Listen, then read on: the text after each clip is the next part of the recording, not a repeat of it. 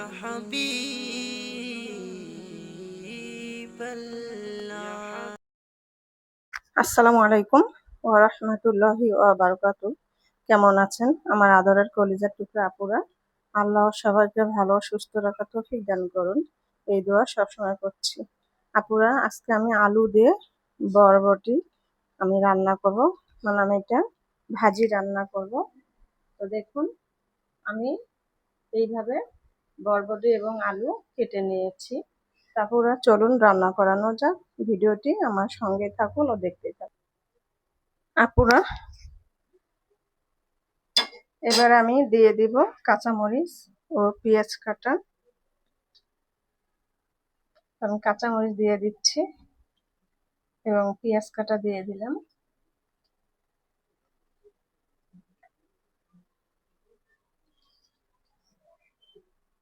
দিয়ে দিব লবণ, জিরা গুঁড়ো, একটু শুকনো মরিচ আর হলুদের গুঁড়ো।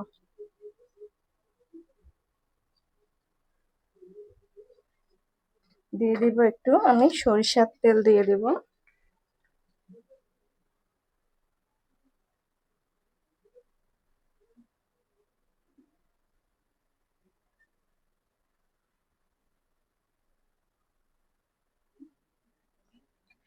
দিয়ে দিলাম সরিষার তেল।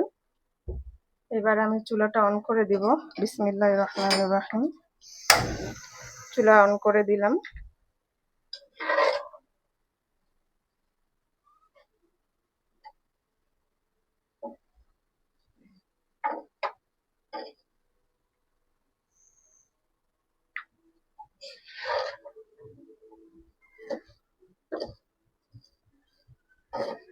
তো আপুরা, আমি কিন্তু এই বরবটি রান্নাতে আমি কোনো রকমের এক ফোঁটাও পানি অ্যাড করব না। পানি ছাড়াই আমি বরবটি রান্না করে নেব।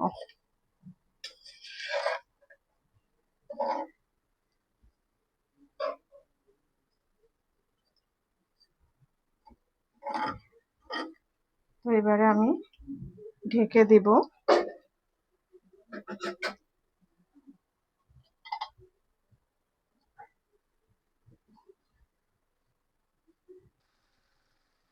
আপুরা দেখুন, মাশাআল্লাহ কত সুন্দর একটা কালার আসছে। আর যেহেতু আলু সঙ্গে দিয়েছি আর পানিও একটু বের হয়েছে, এটা সম্ভবত এটা আলু থেকেই বের হয়েছে। আমি কিন্তু এক ফোঁটাও পানি দেইনি, পানি ছাড়াই রান্না করছি। তো ইনশাল্লাহ এর মধ্যে সিদ্ধ হয়ে যাবে।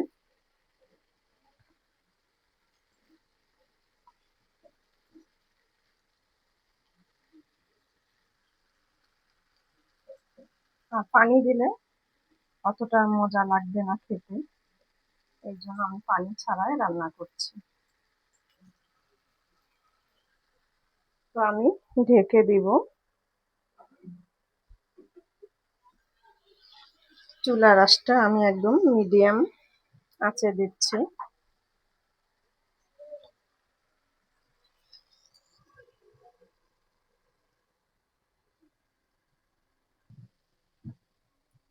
আপুরা দেখুন, ভাজিটা প্রায় হয়ে আসছে, আর একটু লাগবে, সিদ্ধটা একটু কম হয়েছে, আর একটু হলে সিদ্ধটা হয়ে যাবে আর ঝরঝরা হয়ে যাবে।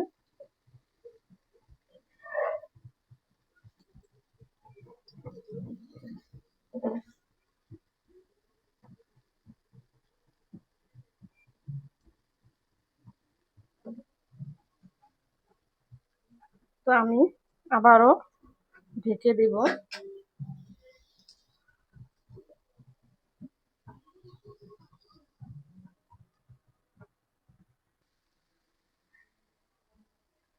আপুরা,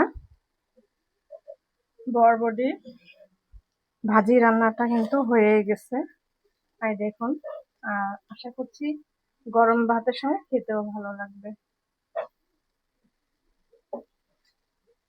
আপনারা ওইভাবে পানি ছাড়া রান্না করবেন, যখন রান্না করবেন পানি মোটেও দিবেন না। আর চুলার আঁচটা একদম মিডিয়াম আছে রান্না করবেন, তাহলে ভাজিটা একটু ভালো মজাদার হয়ে আসবে।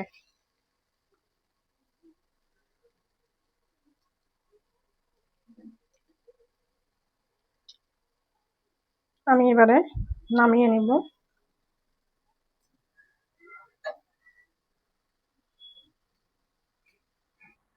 আপুরা, হয়ে গেল আলু দিয়ে বরবটি ভাজি রান্নাটা। তো আপনাদের কাছে কেমন লেগেছে ভিডিওটি অবশ্যই অবশ্যই কমেন্ট বক্সে জানাবেন। লাইক দিন, বেশি বেশি করে শেয়ার করে দেন আপুরা।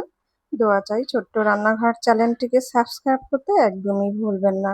যারা নতুন আপুরা দেখছেন পাশে বেল বাটনটি ক্লিক করে আমার ভিডিওর পাশেই থাকুন। সবাই ভালো